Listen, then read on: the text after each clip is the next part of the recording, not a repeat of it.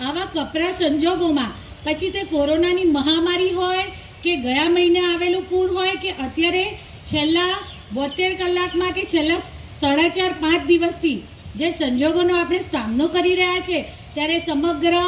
શહેરના પોતપોતાના વિસ્તારનું પ્રતિનિધિત્વ કરતા મારા સૌ કાઉન્સિલર ભાઈઓ અને બહેનો કે જેઓ સતત લોકોની વચ્ચે રહી અને કાર્ય કરી રહ્યા છે, તો સાથે સાથે વડોદરા મહાનગરપાલિકાના અધિકારીગણ કમિશનરશ્રીના માર્ગદર્શન હેઠળ, માનનીય કમિશનર શ્રી દિલીપભાઈ રાણાજીના માર્ગદર્શન હેઠળ અને એમની સૂઝબૂઝ અને ખૂબ દૂરંદેશી સાથે કરેલા કામને કારણે આજે આપણે એક